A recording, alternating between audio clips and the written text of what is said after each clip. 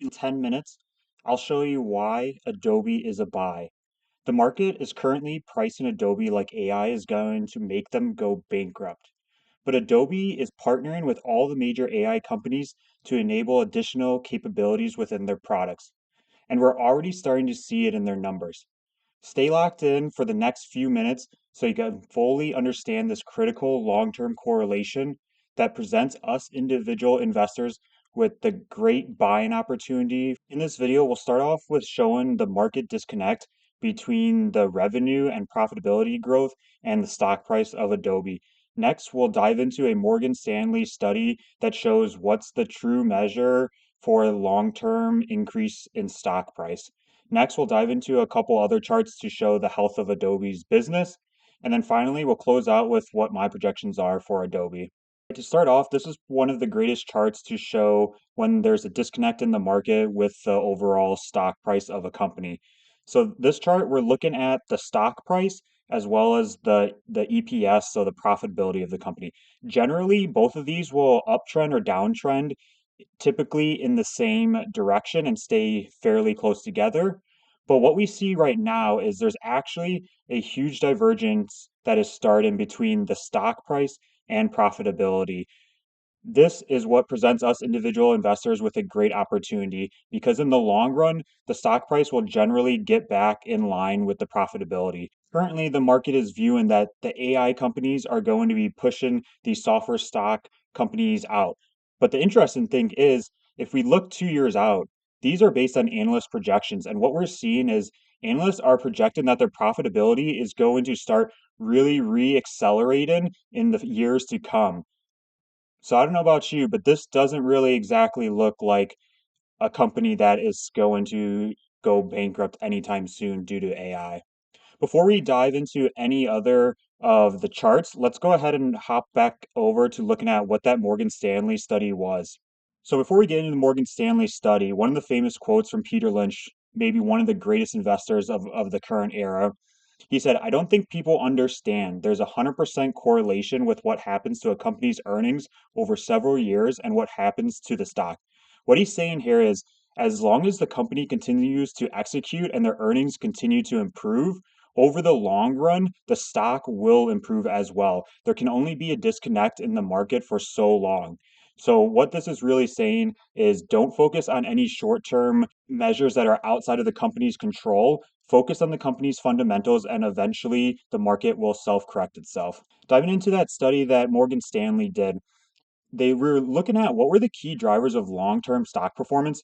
And if we're only focusing on the long term, which as a long-term investor we should only be focusing on, we don't really care what's happening in this 1 year, 3 year time frame because when it's more of a shorter time period, really anything could happen, especially that is outside of the company's control. But in the long run, the two measures that matter the most is revenue growth and profitability growth. So that really goes back to the quote from Peter Lynch about the company's earnings. As long as they continue to improve long term, that will be the driver of the stock price. So let's go ahead and dive back in to a couple measures to look at Adobe to see how the health of the business is. So that study really talked about revenue growth and profitability being the main measures for long-term stock growth. So let's go ahead and let's look at both of these over the last decade. So as we can see, this blue line is revenue growth. We're seeing a clear uptrend as well as future projections showing that that trend will continue. When it comes to profitability, we're seeing the same thing, although we did see kind of a flat line for a few years. But if we notice with the stock price, it also kind of flatlined where it went up and down for a few years, didn't really go anywhere.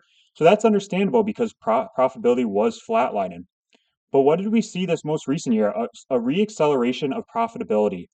And future projections are showing that this trend of reacceleration should continue.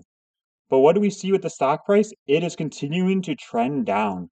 So there is a large disconnect between the earnings of Adobe right now and the stock price.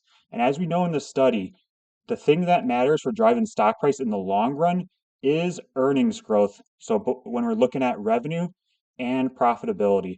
So as long as this trend continues, the stock price should correct itself once the market eventually sorts itself out.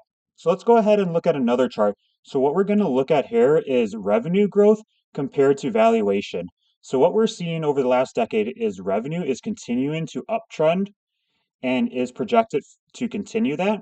But what we're seeing in the forward PE is that for a while it stayed right around that 30 mark as revenue was increasing.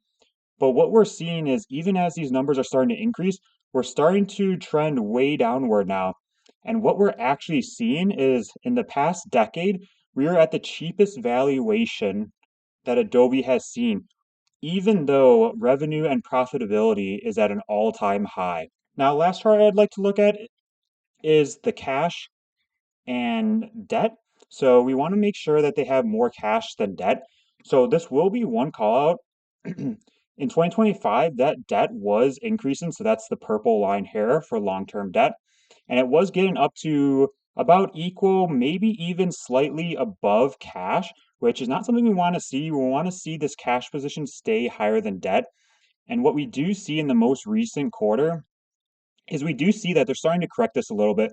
Cash is continuing to increase and they're starting to bring down their debt. So that's a lot better of a position that we would like to see. One other thing I want to touch on is so the narrative on the street is that all these AI companies are going to steal the business away from Adobe. Adobe's not going to be able to innovate and compete with them, and every customer is going to eventually switch to these AI companies. So to kick that narrative to the curb, I wanted to dive into some of the announcements that happened really recently. So about a month ago, they had their Adobe Summit, and just to call out a couple of key things here is they really focused on talking about their collaboration with these AI platforms that are supposedly going to steal their business away. And the reason this is so successful is that they have over 20,000 global brands who have built their businesses on Adobe over decades. So they're very integrated with the Adobe ecosystem, and it would be very challenging for them to just cut off Adobe and restart over somewhere else. Now, Adobe Marketing Agent is now generally available in Microsoft 365 Copilot, and it's in beta across Amazon Quick, Anthropic Claude, ChatGPT, Gemini, IBM, and this is extending Adobe's customer experience intelligence to teams wherever they work. So rather than make their customers make the tough decision of do I stick with Adobe or do I go try to test out these new AI agents? What Adobe's doing is they're integrating these AI agents into their ecosystem so their customers can continue to have all the Adobe domain knowledge while testing out these new AI integrated products to improve their business. So just another point of they're really meeting their customers where their customers want to be met. They're not making them decide if they need to abandon Adobe to go test out any of these new AI agentic ecosystems. They're integrating them so the customer can remain in the Adobe ecosystem and continue to accelerate the value they're getting from it. Now, one other thing that was huge that happened over the most recent months is Adobe announced that they had a new authorization to buy back up to 25 billion in outstanding common stock. Just for some context, we can see down here their current market cap is a little over 100 billion.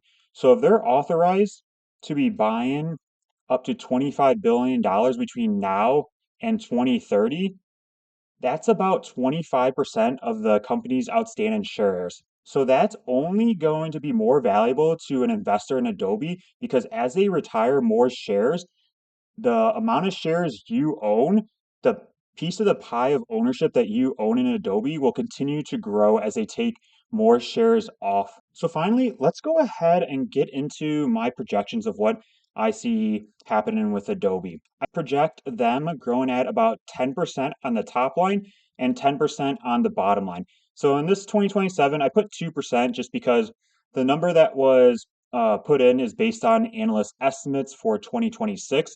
Currently, analysts are estimating about 34% growth in the net income. So to try to even this out closer to a 10%, but overall it'll be 10% top line and 10% bottom line.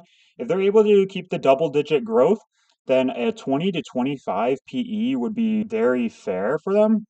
And if they're able to do that by 2030, then a realistic price would be between 600 to $760 which from where they're at now is an upside CAGR of anywhere from 24 to 31%. So massively outperforming the S&P 500. All right, so that's all for this video. Really just wanted to show the disconnect between the market from a valuation standpoint. We know from past studies that if a company continues to grow their earnings, eventually the stock price will level set.